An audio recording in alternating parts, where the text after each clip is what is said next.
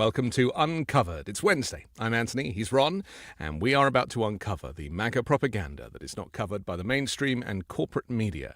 Ron, we have a lot to talk about, not least the peeling reflecting pool, which I know is getting a lot of traction on your social media right now. Why don't we start, though, with a story that hasn't got much traction, and that is that John Radcliffe, the CIA director, has made a kind of secret but not so secret trip to Russia.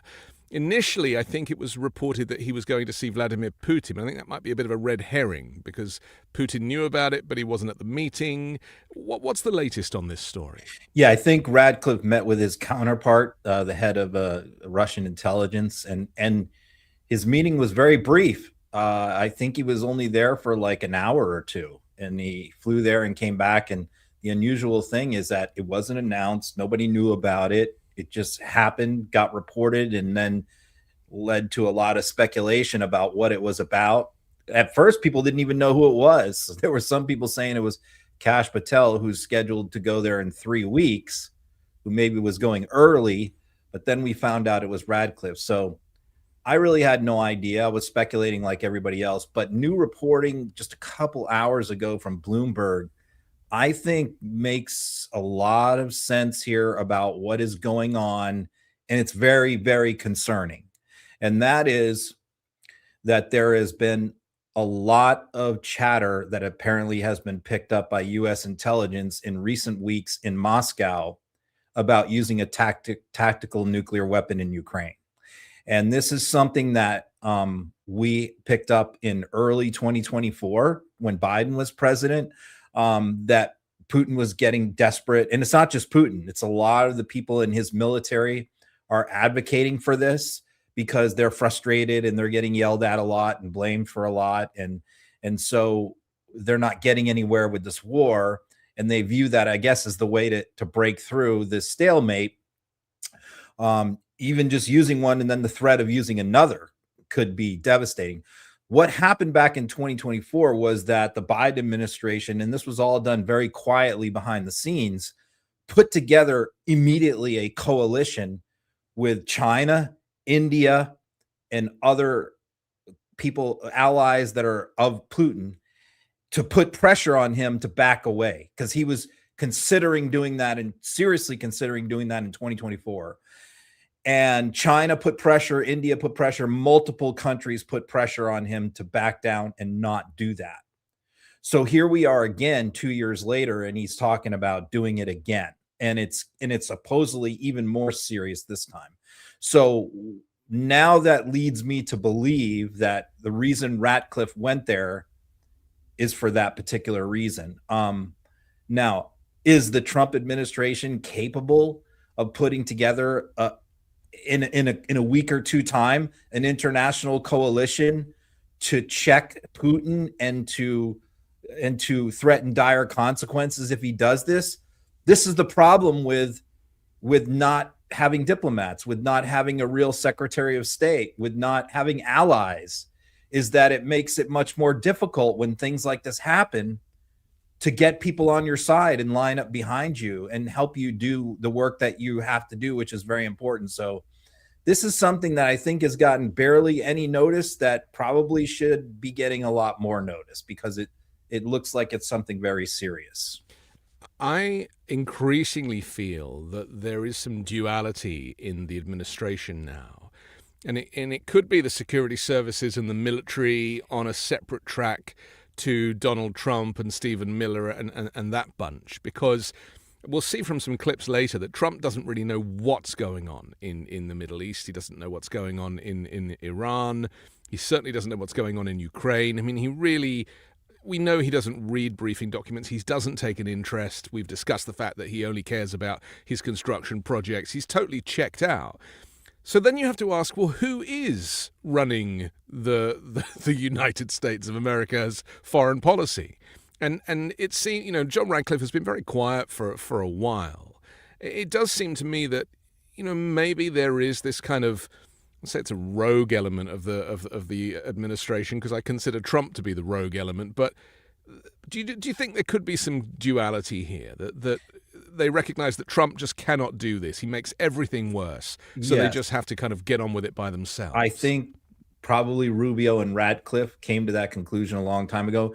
And by the way, Radcliffe is by far the most pro-Ukraine member of this administration. Like, there's no one inside the Trump administration who is more pro-Ukraine than Radcliffe, which would explain why he took it upon himself to rush to Moscow unannounced and to have this conversation, which also he probably would not do without the blessing of Rubio, right, who also in the past has been pro-Ukraine, although he's changed some of his verbiage since becoming part of the Trump administration. So it wouldn't surprise me if that's what's going on here.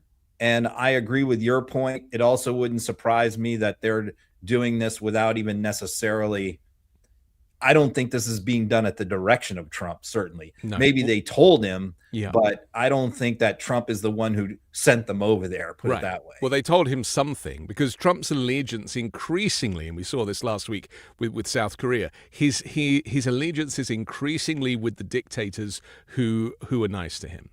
And so he will see Putin and Xi potentially, although we'll discuss that in a minute as well, but certainly Kim Jong. These are the people that he associates with, because he doesn't do personal friendships. So these kind of weird photo op relationships are really the ones that matter to him. And for that reason, and that reason alone, I agree. I just think he is not into this at all. Because you think about it, I mean, the mythology of the Ukraine war in the Trump world is that it all happened because of Biden, because Biden was weak. And that's the only reason why Putin escalated and did the invasion, is because of Biden.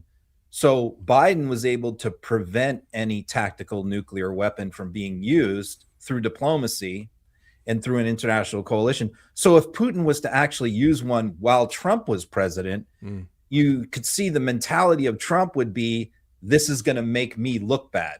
Not concern about 1 million Ukrainians being incinerated in Kyiv. No, that wouldn't be Trump's primary concern. Trump's primary concern is how bad that would make him look and how weak that would make him look. Yeah. Well, we know where Trump's allegiances lie. We only have to count the number of people that he took onto the catering truck off the side of Air Force One.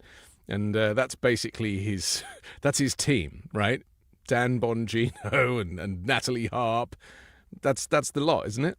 Yeah, for sure. Yeah. It wasn't, no, it was Scavino, wasn't it? It was Scavino, not Bongino.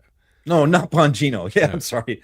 Yeah, Scavino, Harp, and It's very easy to get your Scavinos mixed up with your Bonginos. Everybody knows that. All right, let's move on to the horse that Trump has backed, and that is Darlene Graham. This is this primary. He put a lot into supporting her. Darlene is, of course, the late Lindsey Graham's, who was killed by the Russians, sister, who has taken his place and seeks his, to run in his seat in Congress or in the Senate. What's kind of gone right here? Because this is an unusual outcome, isn't it? It is very bizarre that this person who we know almost nothing about, really Republican voters know nothing about, other than she's the sister of Lindsey Graham, just got the Republican nomination for 6 years in the Senate out of South Carolina. And, Annie Andrews, the Democratic nominee, put out her internal poll today in response to that election, showing that the heat is that the race is now a dead tie. And I understand, look, there were many people who got burned in 2020 who went all in on Jamie Harrison, got very excited that he was going to be able to defeat Lindsey Graham. And he raised a couple of $100 million and it wasn't that close. I think he lost by 10, 12 points. So I understand that it's sort of like, we've been burned before. We're not going to get excited about somehow winning this race. But, Lindsey Graham was a formidable politician in the state of South Carolina. And he had the complete support, unified support of the Republican Party in South Carolina. This is a whole different situation. And I actually think, and I don't think the Democratic Party should go all in with a bunch of spending here, but I actually think that Andrews has a legit shot, because Darlene Graham doesn't know anything about anything. And every time she's asked about specific issues, she blows the answer. She just says dumb stuff. And so I don't know how, if the Republican Party is going to be able to protect her from interviews between now and the election, but it might be a situation where they just don't let her talk very much. But if there's a debate, I mean, it would be embarrassing. Yes. So she wins the nomination really just simply because of Trump's endorsement.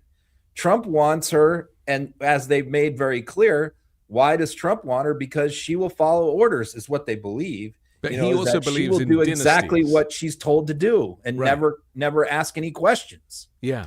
But is South Carolina voters, is that really what they're going to want? I mean, obviously South Carolina was overwhelmingly Republican, but not, ridiculously so. It's still like, if crazy things could happen here.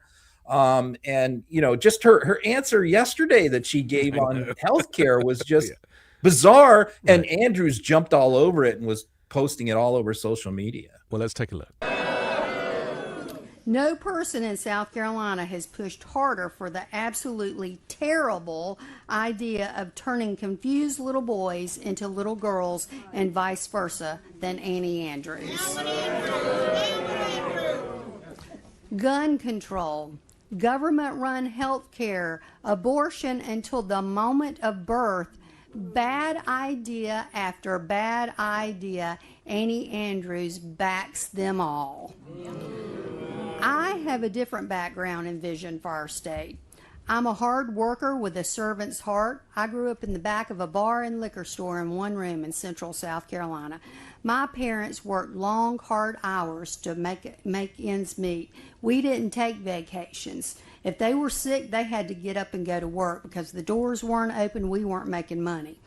My mother passed away when I was 11 and my father just over a year later. For the past 30 years, I've worked hard for the people of South Carolina, and for the past 7 years, I've led a state agency. And I understand the struggles facing South Carolina families because I've faced them too. I mean, without reading it from a script, I don't think she would have managed much of that, would she? No. And, her answer is she's against healthcare reform or expanding any sort of government healthcare programs. Yeah. And she cites as her example the fact that her parents didn't have any healthcare. They were poor, and how they died young when her and Lindsay were very young children and they were orphaned. And she cites that as the example. Like, we don't need no government healthcare because, suck it up. You've got to go to work even when you're sick. I mean, not really sort of the good messaging, but you see there that she is just reading a script. Yeah. She has not sat down for one single interview, like on a national network Nor will show. she, Ron. Nor will she. Yeah, most likely not. Yeah. Again, I've speculated that she could end up biting the Republican Party in the butt here because she may end up being sort of a closet liberal or a closet moderate on many issues, especially domestic issues, given her background working with disabled people. Or maybe not, we don't know. But the point is that the Republicans and the Republican voters and Trump don't really know much about her. I mean, they think that they can control her, but what if she's just playing along right now? And, after she wins her 6-year term, she starts becoming very independent. We don't know that, but I it's something I'm going to watch now. Certainly I would not have watched this race before if Lindsay was running here, because it would have been not even worth watching.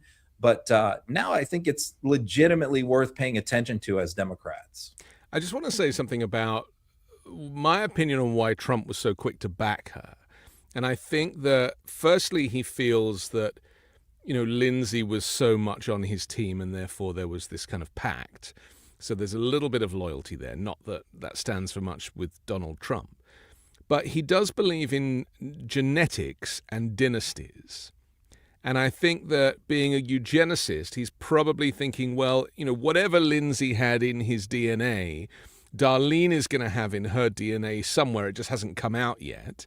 And also because he believes in dynasties, he thinks, because, I'm of the opinion that he'll eventually run Don Jr., to take his place. It's another conversation for another day. But I feel like he thinks that there is some value in putting someone with the same second name into a safe seat like this. Yeah, I mean, you're probably onto something because, when you really think about it, he could have gotten any number of people to run who would have supported his agenda and supported him 100%. South Carolina has no shortage of hardcore MAGA Republicans who would have stepped up to do this. So why her? Yeah, I think that you're right. I think that he just assumes that she will sort of be like Lindsay and be a lapdog. And she may have given him those assurances behind closed doors. But, a funny thing happens to people after they get elected to 6-year terms, as we've seen with Fetterman, for example. Is that, when 6 years is a long time in politics, and you kind of start feeling a little bit invulnerable or invincible, like you can't, untouchable. Especially in those first couple of years of that term. And by the way, in theory, Trump is going to be gone in 2 years. Then she's got 4 years left without Trump in the White House, maybe a Democrat in the White House.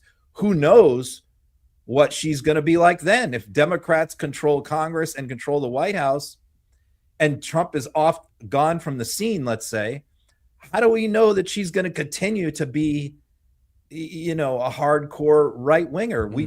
Especially given her background, which is largely apolitical.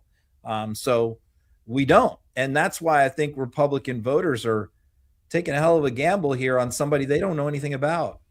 Well, she doesn't clearly know anything about anything either. So, she doesn't. So they're made for each other. I mean, I'm of the opinion that with the forthcoming midterms, but kind of possibly more 2028, that every state and every district is fair game now and is up for grabs. And the days of like, that's a safe seat, or that's a safe district, or that's a safe, that's a swing state.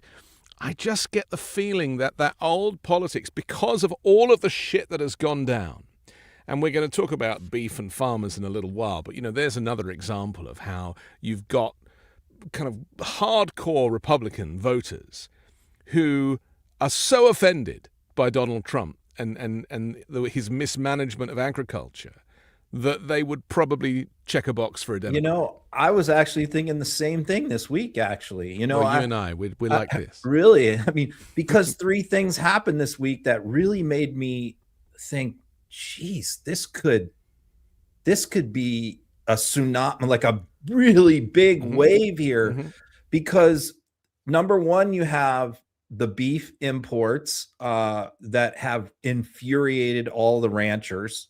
Then you have the fuel, the alternate biofuel things where it's been capped by the EPA, the small producers of these alternate fuels, and small refineries. I'm sorry, not alternate, small refineries, where they're going to lift the limits on that, which has really infuriated a lot of the farmers who do the ethanol stuff.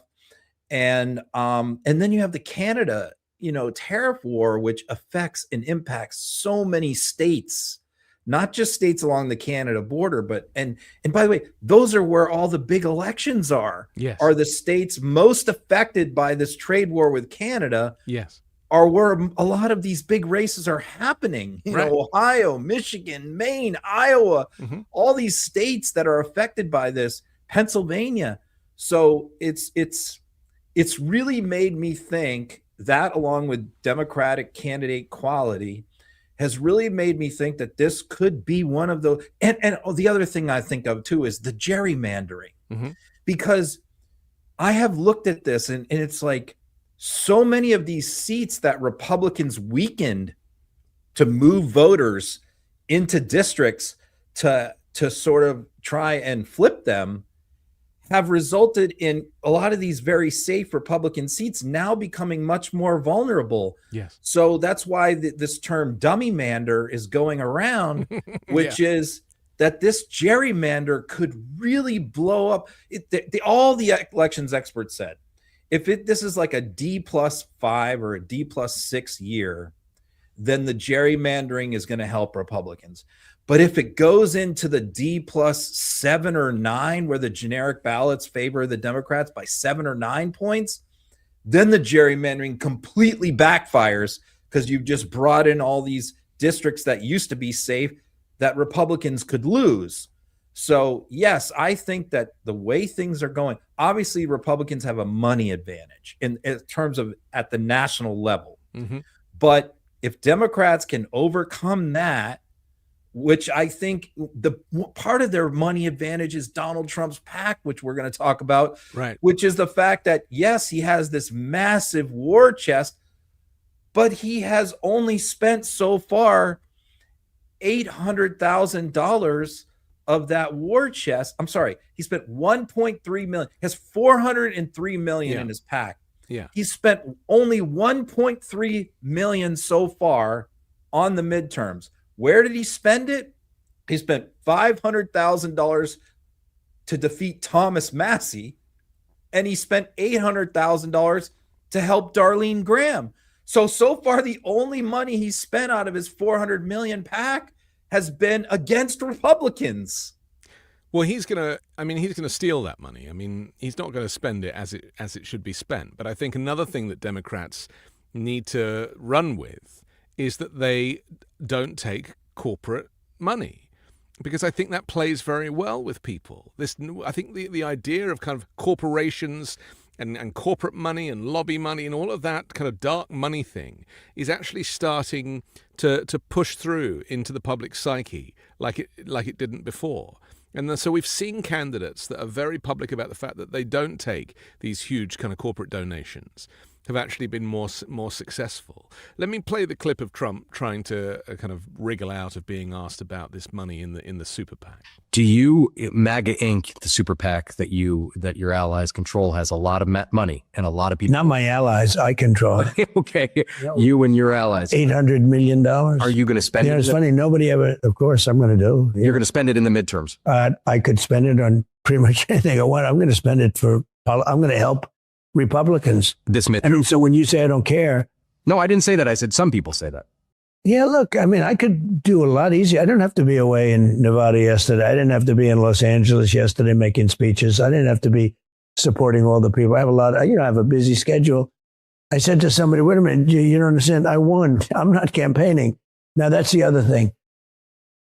I get a tremendous vote. I have records in many of the states, the most votes ever in Texas and Florida and many, many states, Alabama. You can go through them, many, many states. The most votes ever. The question is, and they're asking this question, and I've had some great polls recently, real polls, but they're great polls. If I don't run, will those people go out and vote? And that's the one thing I can't say. I'm going to ask them to, but I'm just watching guys like you, and you're very talented people. The question is, will they vote? Because a lot of them are very angry at Republicans, to be honest with you. Why is that? I don't know. I mean, they're angry at Republicans, but they're not angry at me. Thing. Why? They're not angry at me, but they are angry at Republicans. Everyone's always angry. And there are some areas that are basically Democrat, but they're Trump, like Pennsylvania. I win Pennsylvania easily. I win other places easily. Look, I won Michigan easily. I did well with Michigan. I did well with almost everything. To be honest, I did well with everything. But it's a good point, Mike. Now the question is, Rogers lost when you were on the ballot. Yeah. And now he's up again. Well, he lost when I'm on the ballot, and I won big in Michigan. But I happen to think he won. Okay. Well, that's no. I think it was a rigged deal. I think they rigged him out of it. But he's a very good candidate. I think he should do well. If we believe in polls, I actually sort of believe in polls. But this Donald Trump is not the same Donald Trump from 2 years ago. And so when he talks about people wanting him and they voted for him, I think all of those people, not all of them, but a lot of those people that voted for him who were staunch Trump supporters, the fiscal conservatives certainly don't see the same Donald Trump anymore. They see somebody else. For sure. I mean, there's quite a few nuggets in that interview. I mean, first of all, he claimed that the Democrats rigged the Michigan election to beat Rogers, but yet let him win. Mm. They only rigged it against Rogers, but they didn't rig it against Trump. Okay, that makes a lot of sense. That's the weave, Ron. That's the weave. But you'll note that he never answered the question. The question was, are you going to spend, and by the way, he has 403 million in his PAC, not 800 million. As with all things Trump, he doubles and triples the real numbers, including his height. We know exactly how much he has because it's filed with the Federal Election Commission. He has $403 million. Exactly. So, when he's asked, are you going to spend that money to help Republicans in the midterm? Because Republicans have been screaming for this. When he met with House Republicans a month ago, that was the first question that they asked of him in a closed-door meeting.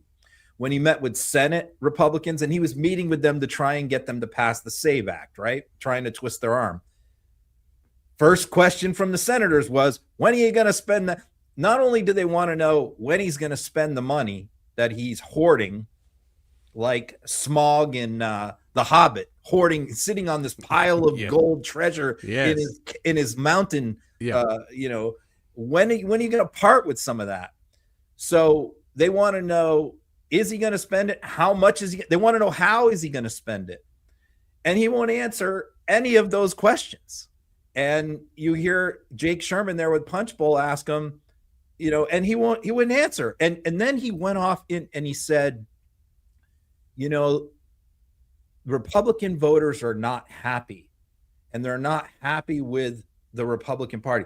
They're happy with me. They like me, but they're mad at the people running right now.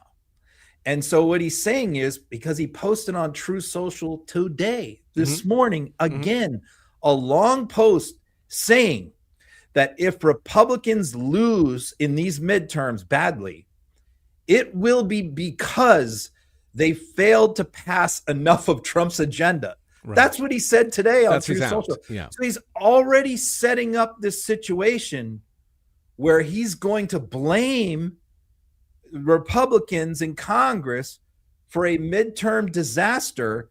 And he's already backing away from the midterms. You heard him also say there, I don't need to go out and campaign for these people. I didn't need to go to Nevada. I'm not on the ballot. And so if he doesn't spend the PAC money, you could see the justification here, which is, look, I didn't think that these people were going to win. They didn't pass the SAVE Act. They didn't do this. They didn't do that. They didn't back me enough on different things. So it's their fault. Yeah. And so the question is he going to spend, and what is he going to look at? Ken Paxton has no money at all in the bank, nothing in his campaign account, virtually nothing. Tallarico has amassed a massive war chest. They're begging Trump to spend money in Texas. Now, I think he's going to do what he did in 2022. He's going to spend a small token amount of money. Trump had $220 million in his PAC in 2022, and he spent $10 million, and he kept the rest.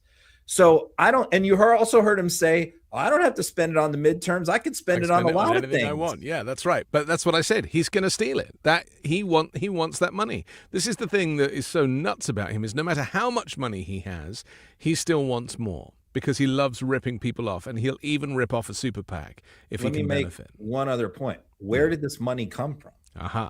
And I wish that Democrats would sort of, and I posted about this today on social media, I wish Democrats would point out where this money came from in his PAC if he does start using it. Because so much of this money came from, really, they were bribes.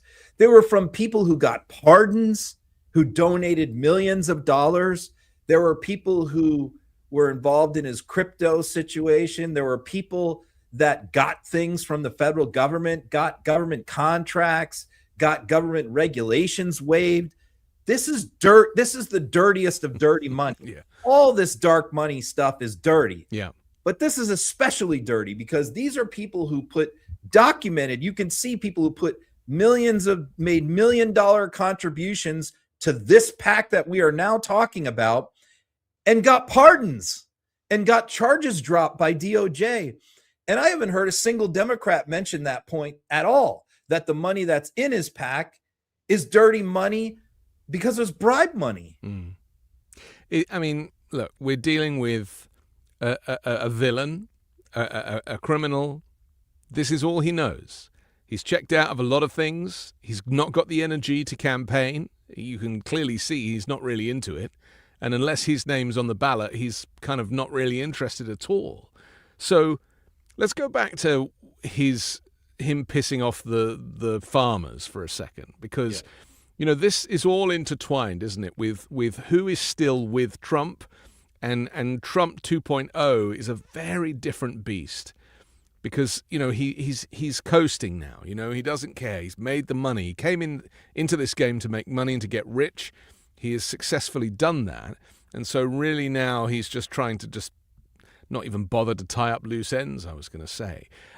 He was asked about this beef, this miraculous beef that he is importing, to bring down the price of beef, I presume. Well, that is not going to go down very well. Just watch him in this clip, knowing my opinion, which is that this beef doesn't exist. There ain't no beef. Let's have a look. We have right now. The growth will take care of that very easily. Mr. President, 700. Question about it. Mr. President, on the beef deal, which countries did you make that deal with? What are the sources which of deal? The beef deal? I don't want to say which countries, but there are a few countries, but they're going to be sending in the highest quality beef, and it's something that we need. Yeah. Highest quality, best quality beef. Best quality. Do you think it reminds exists? me of Trump steaks. I mean, honestly, that's exactly, if you go back and look at the commercial for Trump steaks, which I have posted online, by the way, if you search any of my social media accounts for Trump steaks, you'll find him saying exactly that line. It's just best quality beef. That's right. Now, but the thing is, both him and his agriculture secretary, Brooke Rollins, when they're asked where's the beef coming from, they will not say. It's like, we can't know where meat is coming from. And we know, by the way, that I think something like 300,000 pounds of beef from Argentina were impounded recently in Miami because they tried to bypass the USDA inspectors. Yeah. I mean, on the one hand, we got explosive diarrhea happening. We have the USDA, the recalls of food and everything going on. You can't eat the eggs. You Now can't eat alfalfa. By the way, 57% of our toilet paper in the United States comes from Canada. Oh no. That's right. It comes from Canada. Right. And they're about to tariff the hell out of it, or maybe even stop exporting it to us. So that's a double whammy. We're getting explosive diarrhea from mystery meat. There's going to be a lot of USDA dirty bottoms inspections, around. and now we can't get enough toilet paper. I feel like it's 2020 all over again, when the toilet paper was off the shelves. Let's get Trump to do the throwing as he did that time in Puerto Rico. Let's take a look at Brooke Rollins. Again, there ain't no beef. Finish with you. About the beef imports. What specific countries have been in talks with the U.S. about stepping up those beef imports, aside from Mexico, which you just I am not privy to talk about that. I think the conversations are still going on, and that's Ambassador Greer, who's finalizing what exactly that looks like. And I think the president's involved in that as well. Thank you. Yeah, because the president thought of it. That's why. She's in charge of the USDA. That's right. She doesn't have a clue. She says, that's the trade rep. Yeah. The trade rep is in charge of that. I have nothing to do with that. Look at the political part of this, okay, which is already you have farmers that are furious that both tariffs and the Iran war have put a double whammy on them, as well as higher interest rates, and a triple whammy, which is just they're suffering, they're hurting, their bankruptcies are up, they can't make profits. We're hearing from them. I read story after story after story from farmers in Ohio, Nebraska, Wyoming. Now you're having Iowa. Now you're having the cattle ranchers are now fuming. And you have Republican senators from cattle ranching states. By the way, Texas happens to be a big one as well, where there happens to be a big Senate race going on. So you have Tim Sheehy from Montana, big cattle state. Yes. You got Tom Barrasso, who also made a post, John Barrasso, I'm sorry, also made a post about ranchers, that this is going to undercut them, that they're already struggling to a lot of these ranchers are already struggling financially, and now this is going to undercut them because Trump, under this new plan, is allowing them to sell foreign beef at 25% below market value. So that is going to absolutely wipe out domestic producers and crush them. So this leads to, like, you already have farmers up in arms. Now you have ranchers joining them up in arms. And the farm bill, the most recent farm bill, the third one, they've already done 2 farm bailouts, but the third one has been bottled up because Trump insists on attaching the farm bill to more money for the military and the Iran war. And that has caused it not to pass. It would have passed easily had they not insisted on doing that. And the farmers know this. So that's why all of these states are now in play. All of these races are now in play in these farm states when they never would have been otherwise. Right. And, I spoke last week about how it's important that the establishment Democrats don't ignore the democratic socialists or social democrats, and that actually, if we see these people just as people who have some great ideas, when you've got farmers who are literally on their knees, because as you say, I mean, the profit margins are so small in agriculture. Yep. And so these people cannot put food on the table despite the fact that they're literally growing the stuff. By the way, it makes everybody fair game. Another point, their labor costs have gone up because we've deported a lot of their workers and aren't allowing a lot of their workers in on work visas. Yeah. So that's another factor. I mean, they're getting hit from all sides. Yes. And it's just like, I continue over and over again on social media to say, like, why do you people continue to vote Republican when they screw you over time and time and time again? Yeah. And I think that what we are seeing is a lot of these newer kind of Democratic candidates are really engaging with rural voters, and data centers is part of it too, because they're impacted by data centers. Yes. And that's why I think you're starting to see a lot of Republicans now coming out and making statements against data centers, like Abbott and Paxton and others. The guy in Michigan, Rogers, talked about a 1-year moratorium on data centers when a month ago he was in favor of them. They're hearing from the voters, and they're seeing in their internal polling that they're in trouble. And so a lot of them are changing positions on a lot of issues. You mentioned the immigration. There's a couple of stories I want to mention that I've been doing some research on. ICE arrested 50,000 people in July, the biggest month in Trump's second term. It was a record. Right. And the other story is that the U.S., as of yesterday, has halted all immigration visa applications amid tightening restrictions. So what we're looking at is this, I think what happened when Wayne Mullen came in is he is doing this more by stealth. Yep. I think Kristi Noem was all about the show and the production, but he doesn't care for the cameras so much. So this is about just, he's a far right nationalist. I mean, he's one of these people that does not want people of color in the country. He's taking his lead from Stephen Miller. So they are quietly getting on with operations, but ramping up the numbers in a huge way. And trying to stay out of the media. And trying to stay out of the media, try to make a big production out of it, and a show out of it. Yeah.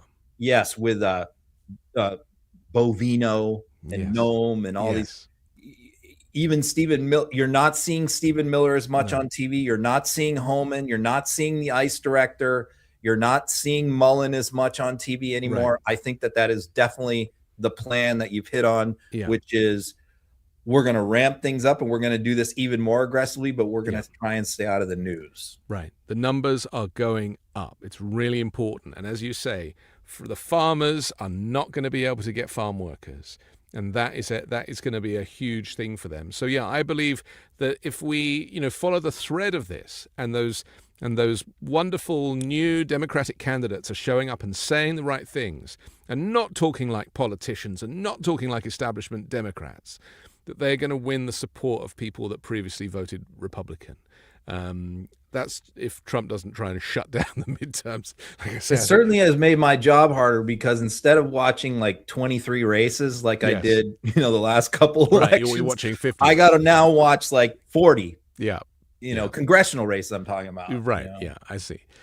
Let's talk. We're going to take a break in a minute, but I want to get onto the subject of Canada, because this is a massive, massive story. And obviously, we've got Iran and sanctions. We'll come to that in just a little bit. But why would you sanction your closest ally, trading partner, and the cute Canadians that mean nobody any harm? It is the most backward, most insane thing, and it is going to cause a huge problem, not just for toilet paper, but for a whole lot more too. Let's have a quick look at the wannabe king trying to make this point. Canada. It seems to me they had a really good deal, but this is all about the elections and throwing our elections. What is happening? Is there a way to end this? Look, I don't know how you feel about Canada. They are one of the worst countries in the world to deal with. And this has gone on for many years. Wait. Can we say this? I love Canadians and Canada. Correct. I do not like their administration. Okay, well, right? The administration and the previous administration too is terrible. Yes. But they have taken advantage of the United States for many decades, actually. They charge tariffs that are unbelievable, like on milk, 400%, and on like. And I just said, we're taking them on. And I took them on at the beginning, but we had so many other things to do because the country was a mess.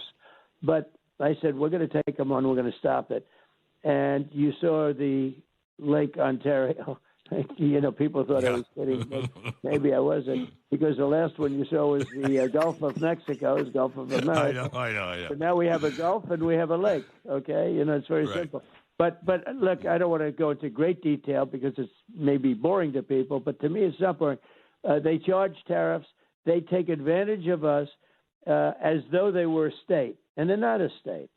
And they've taken our car industry, and they've taken our agriculture industry. Yeah. The farmers can't sell anything in there because the tariffs are so enormous, and yet they want to sell in us without any tariffs. So I had a deal that was a pretty good deal. Quite good, because they're afraid that I won't do any business. In other words, we won't trade. They don't have anything that we have to have, okay? We can get by. There are a couple of things that would make it a little inconvenient, but we could get them elsewhere.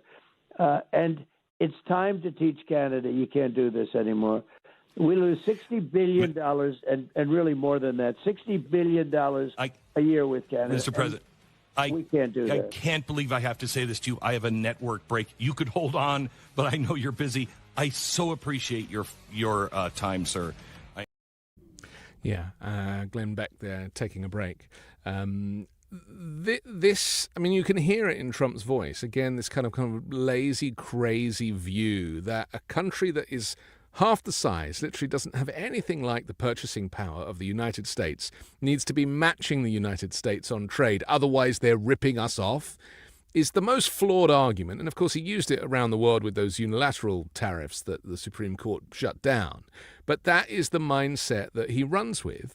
And then he doesn't even know anything about, I don't think he had much of an interest in Canada ever. But he doesn't mention the two countries cooperating through NORAD on continental defense. He doesn't mention that they share intelligence and military infrastructure, or they work together on Arctic security, and that they fought alongside each other in numerous conflicts, and that Canada's also a NATO member. He talks about it like they're some kind of rogue nation. Yeah, always the key to understanding like what's really happening is you have to sort of watch how things play out. You can't ever go by like what he's saying or what reporting is today. Yeah.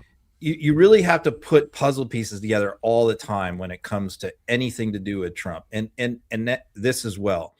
It's funny how they say, I love the Canadian people, but I don't like the government. Well, the government has a 75% approval rating right now in Canada. Mark Carney has a 75% approval rating.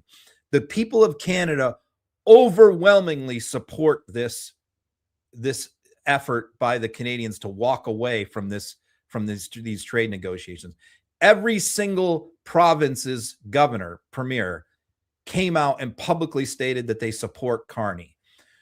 What happened was, and Trump can act like, this is a bad deal. No, the Canadians walked away here. It was not the Trump administration. And I do not believe that Trump thought that they would.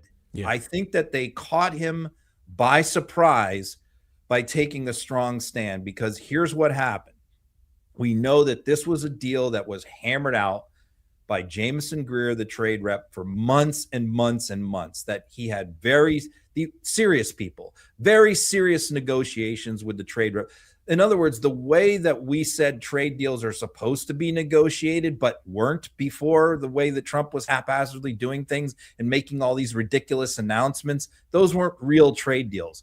This was going to be an actual real trade deal that was being hammered out, detailed, between a Canadian delegation and the U.S. delegation. And then what happened is, at the last minute, Howard Lutnick got involved because some of the areas fell under his jurisdiction that were being negotiated. Yeah. He wasn't included in the negotiations. He got upset. He injected himself into the negotiations. Then he got Trump involved. And what the Canadians said is they tried to change the deal at the last minute. Literally, like the last 48 hours, they were adding in all these new things, all these new conditions, particularly with respect to autos and steel. Right. And the Canadians said, no, we're not doing this. We just spent 3 months negotiating and hammering out this deal. And it was supposed to be announced Friday night. and Trump was all excited. Trump was hyping it, that they were, big announcement is coming. We're going to have this big trade deal with Canada. And all these people running for re-election in these border states, Republicans, were excited about it too. But the Canadians walked away, and they walked away because of Lutnick and Trump went in and tried to make all these new last-minute changes and demands that Carney was pissed off about. Right. Some French language stuff as well. That was. How did they try and cover this up? Because Carney came out and said, this is what happened. Jamison Greer said, the White House issued a statement saying, oh, no. It was the Canadians that made a bunch of last-minute changes. So then they asked Trump about it in an interview. I think it was Fox a couple days ago. Well, the Canadians are saying that it was you, Donald Trump, that were making a bunch of last-minute changes. And you know what Trump said? Trump said it was Fox. It was Kilmeade who was interviewing him. And Trump said, oh, yeah, it was me. That's how he does all of his negotiations. Right. Is he gets what he wants, and then he asks for more. That's what Trump does. And that's what happened here. And the Canadians were like, you know what? Screw you. And Carney has made a lot of statements about Europe, about the fact that his goal now is to break away from the United States and to have Europe become Canada's biggest trading partner. That's where we're at. Yeah. It just goes to show, because I think Mexico did a little bit of this with Claudia Sheinbaum, didn't she? She kind of also put the brakes on some things. And it actually does pay dividends in the long run. In the short term, there might be some issues. But Canada is going to win this race, not necessarily needing the United States. They're making inroads with other nations for trade. I mean, the U.S. is increasingly isolated. I mean, I've been hearing about European leaders who won't even take Trump's calls anymore. They're just like, nope, we're not dealing with this guy. Like somebody like Susan Collins or Mike Rogers, two big Senate races where Michigan and Maine have a massive amount of Canadian trade. Yes. And they're both freaked out. I mean, Susan Collins has already denounced this and said this is bad. This is really, really bad. It's bad for her. I mean, think about it. She has had the ICE shooting that happened in Biddeford, which was done by the Trump administration. And now this, I mean, Maine's most important trading partner is Canada, is Quebec. And so it's in Ontario. So it's just at every turn, Trump is undermining and undercutting Republican candidates in the midterm on multiple fronts. Let's have a quick look at Susan Collins. I still think imposing new tariffs on Canada is a mistake. I met recently with the Canadian ambassador. I urged him to make sure that Canada dealt with one barrier that they do have, and that is to dairy products. And I encouraged him to take care of that because I really want us to go back to the very friendly, economically beneficial relationship that we have with our Canadian neighbors. Yeah.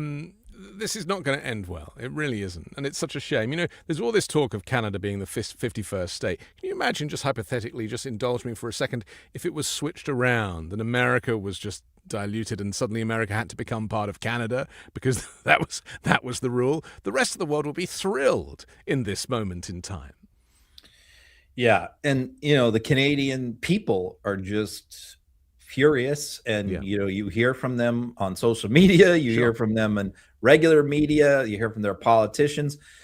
My concern is not, you know, the next 2 years. My concern is that this is my concern with everything with Trump, which is the long term, which is after he's gone, the long-term wreckage and damage, because what you hear from so many of our longtime allies now. So you heard different things in year one last year in 2025. You heard them, oh, we got to fix this, we got to negotiate, we got to work this stuff out with Trump. Right. Now you're hearing this different kinds of statements from the Europeans and from the Canadians, which is we realize we can no longer trust the United States. It's bigger than Trump. These voters, they knew who he was. They brought him back a second time. Yeah. We can't keep doing this. We don't want this roller coaster drama. We don't know if Vance is going to win and things are going to get any better. So we just need to move on with our life and figure out a way to decouple ourselves from the United States, both in military issues, intelligence sharing, trade. You're going to see all these alliances that have been built over 80, 90 years. The reason we won the Cold War was because of these alliances. The reason why our economy is so strong is because of these free trade agreements. And they're all being torn up by Donald Trump. And the problem is, it's not like, I'm not getting the feeling that all these countries are going to go, a Democrat wins in 2029. They're going to go, okay, everything's forgotten. Yeah. I'm so pleased you say this, because I don't think that's going to happen. It isn't. And I've been arguing this case with Michael Popock, actually, over on Legal AF channel, because he is of the opinion that the pendulum will just swing back once Trump has gone. I don't think so. I don't think so. We've lost their trust. Correct. And also, it's not just Trump. 77 million Americans voted for Trump. Right. The second time. After the first time. It's the same thing that I think about the Israelis that other countries now think about us, which is, I hear like Morning Joe Scarborough is like, it's just Netanyahu. Netanyahu's the problem. Yeah. And my thinking is, wait a minute. The Israeli people have returned Netanyahu to power over 3 decades, many, many times. So you can't just say it's just Netanyahu. It's the Israeli people that put him there over and over again. And I think that Europe and Canada is kind of looking at us now this way. It's not just Trump.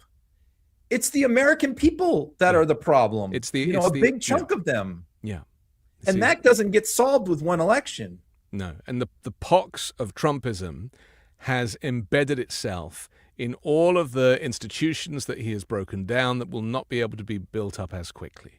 You know, it's very easy to kind of crash and burn the system, but it took hundreds of years to grow, to build, 250 to be precise. So what we're looking at here is a whole new world order. And you know, I think that it's American exceptionalism that prevents people from getting their heads around the fact that this chapter is over. It's going to have to change. And it is changing, and we're seeing it change. And we're seeing the climate change. Like, this is a huge period of shift. And you can either kind of be stuck in the past and be like, well, you know, climate change doesn't exist and Donald Trump will be over soon. Or you can recognize that these things now are really starting to hit home. People are really struggling, and their homes are burning. And you know, the farmers can't get their farm workers anymore. Like, even federal workers, I was thinking about this, Ron. With all the federal workers that have been fired with Doge and the whole kind of Trump craziness, where are they? How are they ever going to come back? If you did get a Democratic leader who wanted to kind of grow the State Department again and bring people back in, Where are they? If they've been absorbed by the private sector, they're not going to want to come back to the public sector. So there is going to be this huge kind of chasm.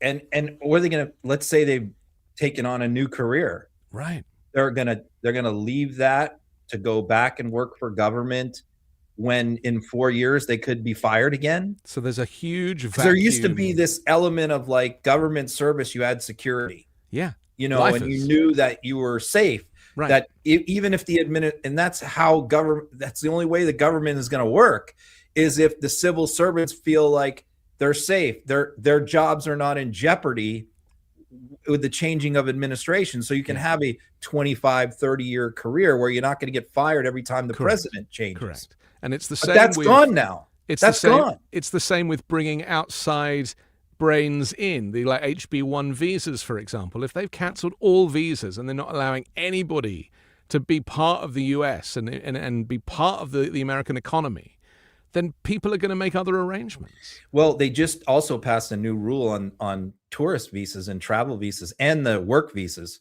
which they now have to sign a statement stating that they will not apply for asylum. You have to agree in writing that if you come to the United States on a work or tourist visa, you are barred from applying for citizenship or asylum. Same with green cards as well. You cannot apply for government services, so you can't cost America anything.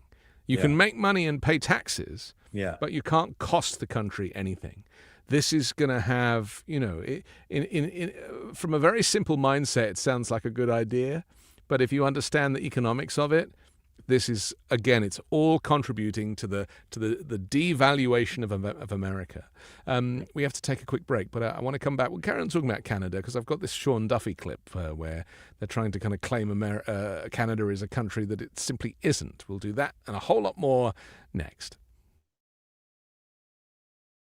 I spent my working life watching grifters, so believe me when I say this one is real. The Washington Post just ran the FBI's elder fraud numbers. $7.7 billion reported stolen from Americans over 60 last year, up roughly 360% in 5 years.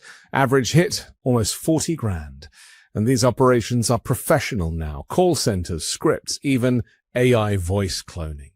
Their favorite costume is Medicare. Fake calls, fake enrollment deadlines, fake urgency.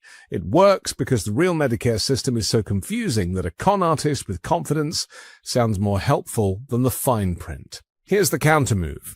You make the call on your terms to people who are actually honest. That's Chapter. They're the only Medicare advisor that compares every plan nationwide, and they're not paid to push one plan over another. Free, under 20 minutes, and they've saved people on average $1,100 a year. If you're on Medicare or about to be, skip the strangers, call Chapter at 318-488-4937.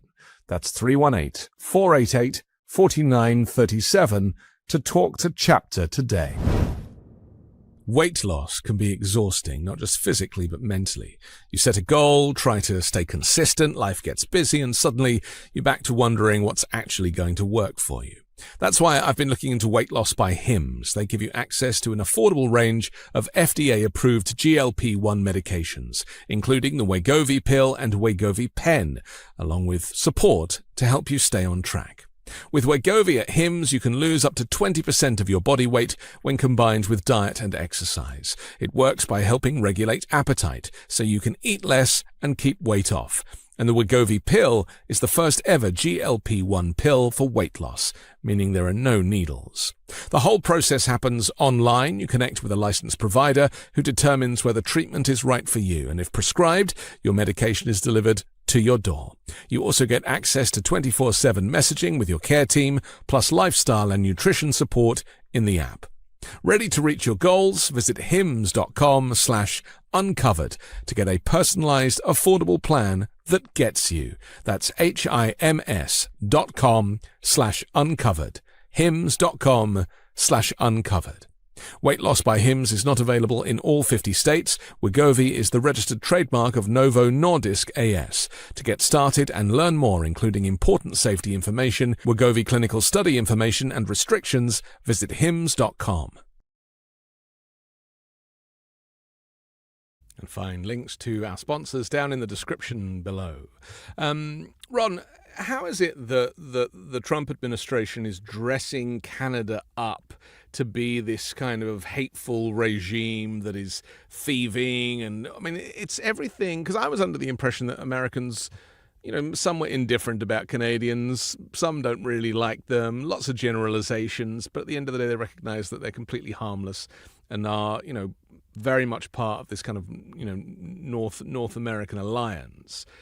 But I just think that the Trump administration is going too far in the other direction to claim that Canada is something that it is not. Let's take a quick look. In Washington. Well, listen, they were just in Canada, and there's news this weekend of the trade issue that we have going on. Trade talks falling apart. Obviously, they're a major partner for us, back and forth across the borders, planes, trains, and automobiles. DOT has a lot to do with that. Is there anything in your position as Secretary of Transportation that you're thinking about with respect to a tool in this sort of trade war back and forth? We're great trading partners, right? But Canada gets the benefit of trading with the U.S.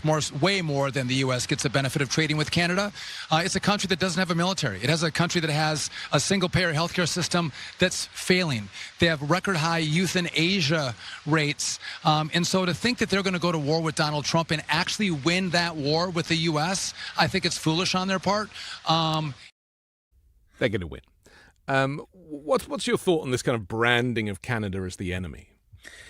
It's so dumb. I mean, the smart thing is actually to do it sort of Susan Collins did, which is to focus in maybe on like one particular thing and say, I think their dairy tariffs are unfair and, we need to negotiate that.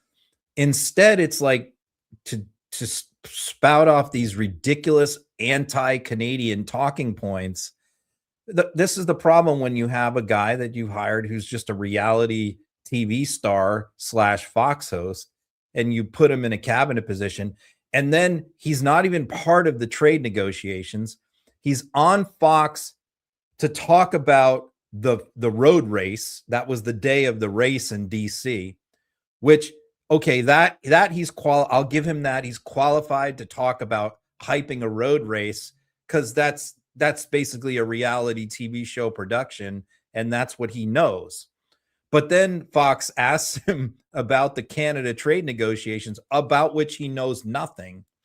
And he goes and veers off into this like right-wing social media ecosystem bubble talking points where he's talking about Canada doesn't have a military. Of course they have a military, and I've heard this talking point out. They're not fulfilling their NATO obligations. Well, newsflash, years ago they increased defense spending and are now spending what is required on their military under the NATO framework. So that's an old talking point about Canada that's no longer valid or legitimate.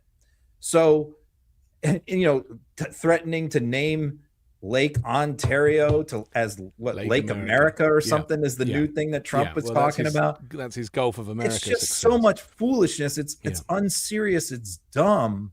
And for him to say, you're not going to win. This is a war against Trump. You're not going to win against Trump, to make it like some kind of personality thing, a complex trade agreement. And they benefit more than we do. It's so base. That's not what Republican senators in these key states that trade with Canada are saying. I want to ask you a question about Pete Duffy for a second, because I saw a little video when I was, doom scrolling on Instagram the other day of him in his kitchen with his wife and his daughter, where the daughter comes in and she's talking about going to Harvard. She's got a place at Harvard. And he goes, well, I don't know if we want this for you. We've worked hard to bring you up in a certain way. And what he was basically describing is they are a white nationalist or Christian nationalist family.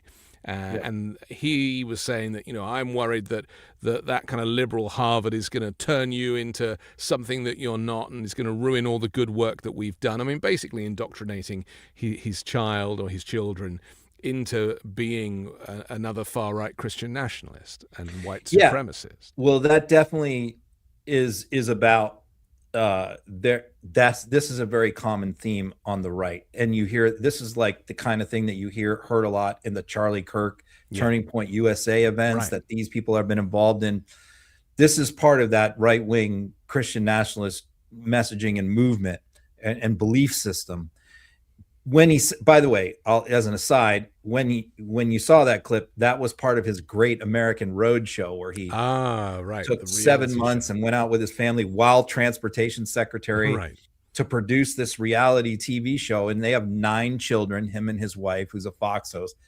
So that's the other part of this, to have lots of children, crank them out, because we're going to outbreed the Democrats. We're going to have so many, because Democrats are bringing in all these immigrants to vote for them. So we have to counter that by having a bunch of white kids, so we don't get overwhelmed by these new immigrant Democratic voters. Well, this is all part of the mentality. It's the great replacement theory, isn't it? I mean, right. And so we're going to bring them up. We're going to homeschool them because, we don't want those public school teachers indoctrinating them, or we're going to send them to private schools. And now they get to the point where now they're talking about college. Oh, no, well, wait a minute. That's the other concern. That's the other belief in their mentality, which is a lot of these nice young Republican families send their children off to college, and then they get indoctrinated by these Marxist professors and they become Democrats. So that's what you're hearing, that you heard there in that clip. And by the way, that show was finally released onto, it's a YouTube show put out by the Department of Transportation, and it got virtually no views whatsoever. Nobody watched this thing at all, even the right-wingers. It's so bad. Interesting. It's just important that we remind people that this group that is currently running America, Miller, Hegseth, Trump kind of is in and out of it, obviously, but Duffy, if you look around the cabinet, that it is a far-right Christian nationalist. Yeah, I think the Millers are up to like 4 kids. That's right. Hegseth has 7. Duffy has 9. Yeah. That's what this movement part of their is. political philosophy. Right. And that is what they want for America, and that is what they are rolling out nationwide, and that's why they deported 50,000 people in July. And I keep coming back to this quote that Stephen Miller said, I think it was at the RNC, where he said, America is for Americans and Americans only. And this is what they want. And so, you combine that with this white replacement theory, this kind of conspiracy that used to be peddled on Fox and still is. Laura Ingraham, she's into it too. I mean, it is just everywhere. And it is so... It's really like Charlie Kirk is the one who really was the main one who started this kind of movement and messaging. And that, don't go to college, have lots of kids. Yeah, the whole Christian nationalist stuff movement was... Charlie Kirk was at the center of it. Right. Women don't work, and they certainly don't vote. Right. They just cook and cook babies. Yep. Okay. In their wombs, not on the stove. Just make that point. Let's talk about Iran for a second, because this is a Scott Bessent thing. I mean, he's another one of these nutters. And let's be clear about that. He is economically illiterate, another kind of rich guy that Trump trusts to be the Treasury Secretary because he can control him. So now, of course, starting this... What's the name? What did they brand this ridiculous outing? Was it Operation? Yeah, it was like their economic D-Day. That's right. But you're right. They did call it something. Yeah, it's just ridiculous. This is so Trump, isn't it? The idea that you have to kind of brand something, and therefore it kind of takes on its own life, like Operation Warp Speed, for example. It's like, who cares? But anyway, what they didn't consider was by cutting off all economic ties with Iran, because obviously they're running out of munitions and the military effort is failing, is that by saying we have to cut ties with all of anyone who does business with Iran, suddenly changed the game massively, especially for China, who is one of their kind of biggest partners and buys 80% of its oil from Iran. So let's have a quick look at Scott Bessent setting this up. Let's see. You in the front. You described this as an economic D-Day, but D-Day wasn't a threat of an invasion, and the U.S. didn't give a timeline to Germany. So why not impose the sanctions today? Well, we are giving everyone the opportunity to remedy bad behavior. Why would I want to blow up the global financial system?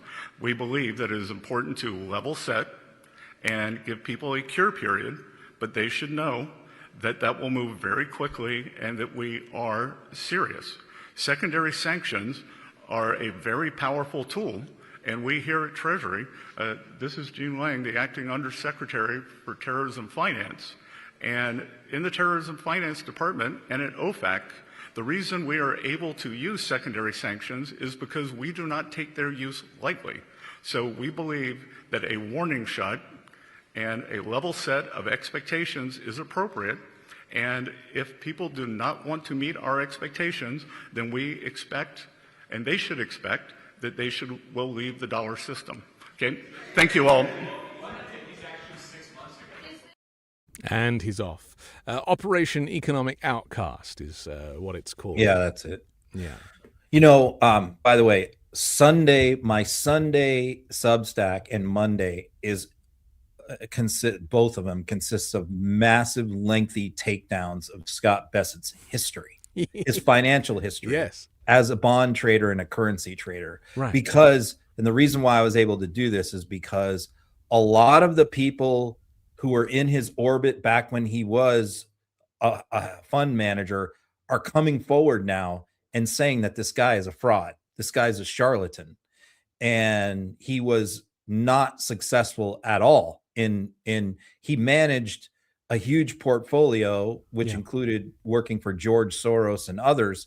And Soros pulled his money out of Bessent's fund because it was losing money year after year. So there's a lengthy list of quotes and things. And by the way, his mentor, Druckenmiller, published an op-ed in the Washington Post Wall Street Journal, basically saying that what Bessent is doing in the bond market right now is a huge mistake. That's just an aside from this, because I think that anybody who thinks that Scott Bessent really knows what he's doing and is this guru, basically what they argue is he's got Trump fooled. And just like he had Soros fooled for a little while, but then Soros cut ties with him because he's smart enough to realize. Well, he's a con man. I mean, he's just another one of these con grifters. Men. Yeah, you can see that. So what is this? This is basically Trump, tried threats with Iran. That didn't work. Tried an initial bombing. That didn't work. Tried to get protesters to rise up and overthrow the regime. That didn't work. Then did another bombing, another war, then blockaded the strait. Then we had the MOU and the negotiations. Nothing has worked. Tried to get other countries to join the effort to not do business with Iran. That didn't work. Nothing has worked. So this is like plan 7 that they've come up with, which is, okay, economic warfare, secondary sanctions.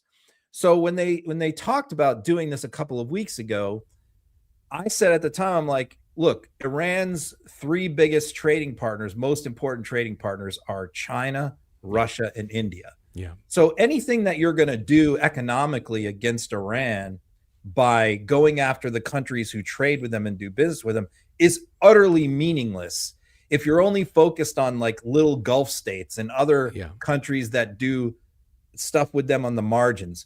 If you're not going to go after China and India and Russia, then none of this makes any sense.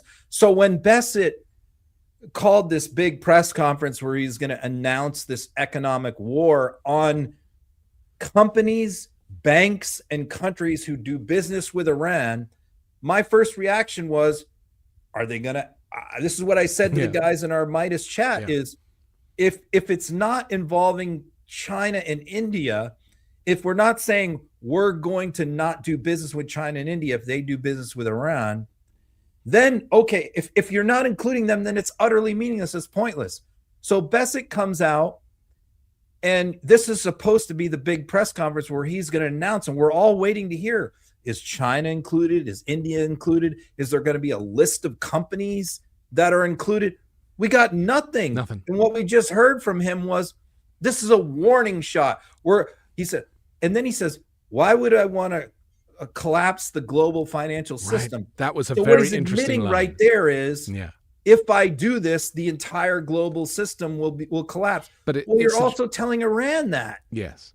So once again, it's just empty, hollow threats. And he was asked specifically, are you going to do anything against China? He wouldn't answer that question. Well, of course he's not, because Xi is coming to Washington, D.C. in a couple of weeks. Yes. There's no way that we're going to do anything against the Chinese. And the Chinese wouldn't stand for it if we did. So once again, it's just more hype, more hoopla, more big talks, more threats, and a whole lot of nothing. Is it another example, though, as we were saying earlier about, John Radcliffe going off and doing his own thing, potentially with Marco Rubio, that there are these factions of the Trump administration? The left hand is not talking to the right hand. Trump occasionally, when he can be bothered, is like, well, let's do economic sanctions, and Scott, you go and deal with that. And then Bessent doesn't have the kind of wherewithal to understand that there is a domino effect here. And then it's probably a reporter that calls out about China. It's probably the first time Bessent has realized that this is actually, potentially very dangerous, not just economically, but militarily and from national security, because this could turn into a massive trade war, but even a world war. So you have the Treasury Secretary, who's just a currency trader by trade and by background, now getting involved in international affairs, war, when he has where's the Secretary of State? Has anyone heard from Marco Rubio about Iran? Nothing. I mean, where is he? Why wasn't he in that press conference? He's nowhere to be found when it comes to the subject of Iran. So yes, you definitely have factions in the Trump administration. You got the Hegseth, faction, who new reporting, by the way, was that prior to this, that it wasn't just Netanyahu that was pushing Trump into the war. It was Hegseth and Dan Kane who were the ones pushing him. And you had J.D. Vance and Marco Rubio, who were opposed to doing this war. Right. So there's definitely that faction. So now you're bringing in the Treasury Secretary to try and resolve the Iran, to win the Iran. We can't win it militarily. Yeah. We can't win it. So we're going to win it economically. Yeah. And Scott Bessent is going to win the war for us. Good luck with that. In the same way that Darlene Graham was reading from a script, I watched this press conference that he did, and it went on like half an hour.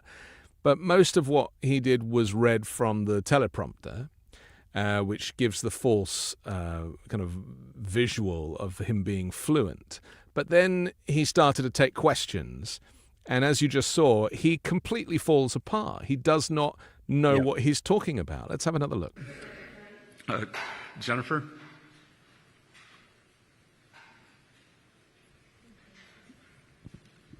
Thank you so much, Mr. Secretary. Jennifer Schonberger with Yahoo Finance. You just said moments ago that no one is above U.S. sanctions. What specific secondary sanctions or penalties is Treasury prepared to levy against Chinese banks and shipping firms if they do not comply? And then secondly, as you look to take these unprecedented sanctions, you've also said that as the Iran conflict fades and oil prices recede, that will help bring down long-term bond yields. In the meantime, you have mentioned your toolkit, and I'm curious if you are looking at reducing auction sizes for longer-term dated Treasury debt going forward, and what other actions you may consider from that toolkit. Yeah, well, why don't we work backwards? We issued the quarterly refunding announcement 2.5 weeks ago. We are going to continue with our regular program of auctions, so you will be hearing from us again at the beginning of next quarter. In terms of, as I said, every country, every entity should know that they should be prepared to face U.S. sanctions. And no one is above this. We are going to hold everyone accountable, and this is economic asphyxiation of this regime. And Jennifer, as I said, no one should test our resolve. So, Josh from New York Post. Yeah. I mean, they just want it to be like a kind of a comic book movie script where it's like, you call it Operation Economic Outcast. This is nothing new. And it's all optics. Trump has been threatening for 5 months to do secondary sanctions on countries that do business with Iran. Yeah. He's threatened it multiple times.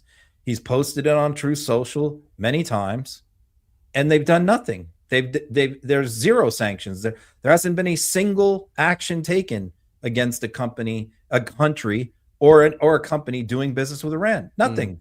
And so he's asked point blank, what about the Chinese banks, shipping firms?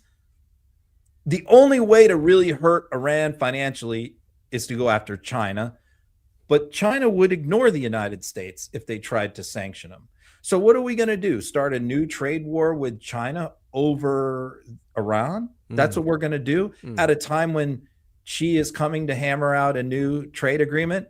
And by the way, they've finally just gotten him to buy a tiny amount of farm products from the United States farmers. Yeah. Yeah. I mean, it's just laughable. Yeah. If you don't do anything against China, then this is all window dressing, and they're clearly not going to do anything against China. And it just proves that this administration is chaos. It drives me crazy that people complained about sleepy Joe Biden and nothing really happening. What they didn't realize is that everybody who worked for that administration had a job. They had a lot of experience in that sector. They were getting on with their job and making the business of government work. What you don't want is these insane, chaotic fires that have to be put out every other week with inexperienced people who have only ever had success on reality TV shows, and they're bringing that to people's lives. This is what is wrecking America, and we're having to kind of watch it out like it is a reality TV show, except you can't switch it off, Ron. Let's talk about excuse me. Let's talk about the Supreme Court ruling on mail-in ballots. This is off the back of Donald Trump's executive order. I think it was back in March, where he they're just trying to ban mail-in voting, aren't they? I mean, that's really what this is all about. Just explain, because there's been a little bit of misreporting about how serious this ruling is. And in fact, it was Norm Eisen, who's one of these great constitutional lawyers and great legal minds, who is telling people not to panic over this. And actually, it's not what it seems. Let's have a quick look. Well, the message that we want to send to voters is nothing the Supreme Court did yesterday touches your right to do mail-in or absentee voting. Mm-hmm. And what Donald Trump has said in his EO about the substance, the merits, was not the subject of the Supreme Court's, the Roberts Court's opinion yesterday. In fact, they said, we're not what we're doing deciding the merits. So for me, it's just like birthright citizenship. That was another one of our over 300 legal cases and matters. It went up to the Supreme Court once. And on a procedural matter, I said, no, that first injunction is not right. Just like we filed this complaint today. We had a complaint immediately ready. Most of this complaint I filed was written weeks ago. We had a complaint immediately ready in birthright. We filed it. We got another injunction. We went to the Supreme Court and we won. So I want voters to be confident. But that doesn't mean we shouldn't take these threats seriously, because they tell us Donald Trump is scared. He doesn't want to face the voters, Trump and his allies. They don't want to have a safe, free, and fair election. So the state AGs, the local election officials, we're representing election officials, counties, we're representing the powerful civil society groups, and the AGs are there representing the states. And the courts are going to protect voters, we think. He's a character, isn't he? So what's your take on this? Yeah, I mean, we definitely have some internal disagreements amongst the Midas people about this, where I'm on the more of the norm side of things, because I think that initially when this decision was in our news, instant news cycle, social media, you have these things happen where these rulings get made and everybody feels like they have to jump online and give their hot takes, right? They're all jumping on, we need to do a quick hit. We need to do an Instagram. We need to do a TikTok. Yeah. And I think that that's really caused a lot of panic and freak out among people, because a lot of those people doing that were misreading this decision and giving bad takes. And that caused a lot of panic. And that's, I think, what Norm's trying to do there, is sort of talk people off the ledge. Because I can tell you, when that happened on my social media, people were like ready to jump off a bridge. They thought, the democracy is over. Chuck Schumer even posted, this decision is a dagger in the heart of American democracy. And it's like, okay, Chuck, let's take a breath. But it is so in chaos, though, isn't it? I think that this whole thing is incredibly important and incredibly serious, and should be taken seriously. But this particular ruling wasn't the doomsday scenario. It was just the fact that the post office hadn't yet fully implemented the rule yet formally, and an injunction was issued before that happened. The rule was implemented on Friday. So what the Supreme Court said is, like, the injunction was premature, and so you have to wait till there's a final rule. The final rule was passed on Friday, and what happened is all 23 AGs refiled the lawsuit this week, and we're sort of back to square one. By the way, with the clock ticking, I don't think even a lot of the advocates, the people arguing on behalf, think this is going to happen in time to affect the midterms. The issue is going to be really more like, is this going to go into effect for 2024?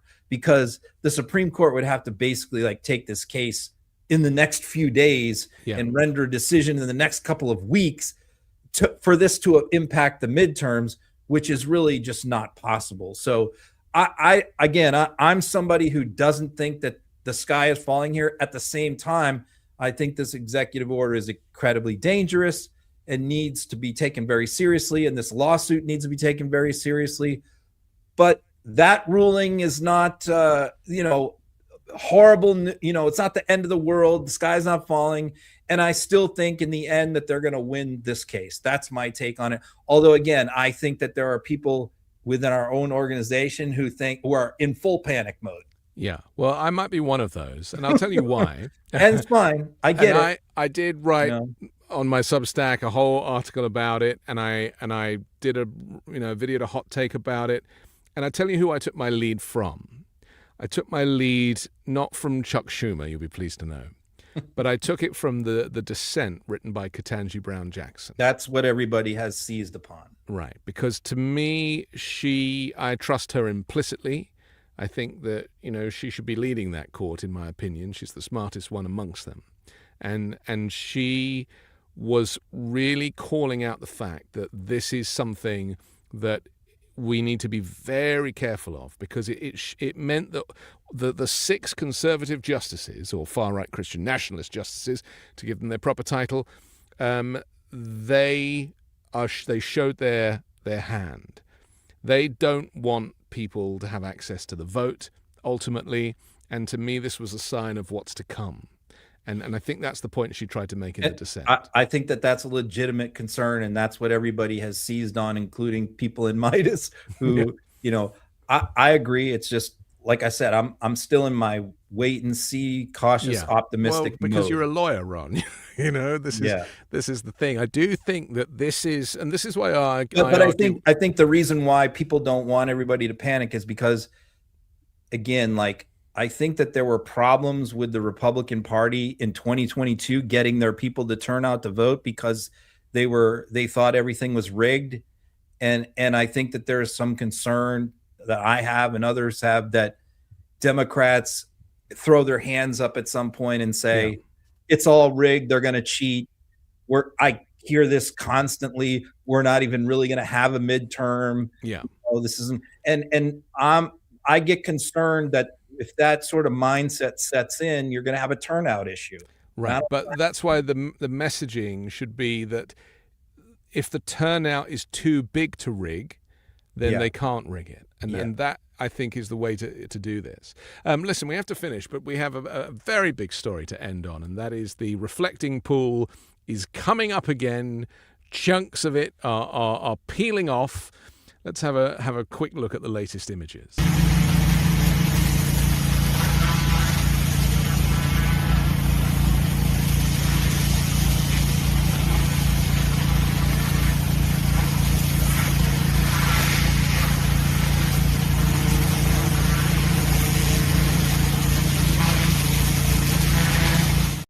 Like watching paint dry. This is a story that just won't go away for Donald Trump, is it?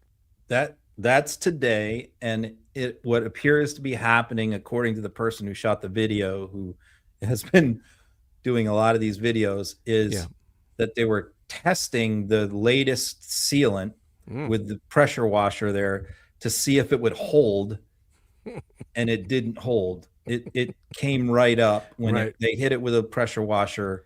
It should be able to withstand that and clean, but the sealant just came up again. It ripped apart as soon as they hit it with a pressure washer. So yes, probably something that a lot of, if they do end up trying to bring back some of these charges that have been dropped against some of these people accused of vandalism, that video is probably something that they can use again. It's just, what a disaster. Which is going to end sooner, the Iran war or the reflecting pool saga? That's really the only open question right now, because it appears they're both going to go on forever. To me, it's a bit of a metaphor. This reflecting pool is like a metaphor for Donald Trump's presidency. It's like, if it ain't broke, don't fix it, right? Don't touch the Iran nuclear deal. The Iranian, that thing was up for renewal. The Iranians were prepared to sign it. Don't touch it. Just let it run. The same with all of these agreements around the world.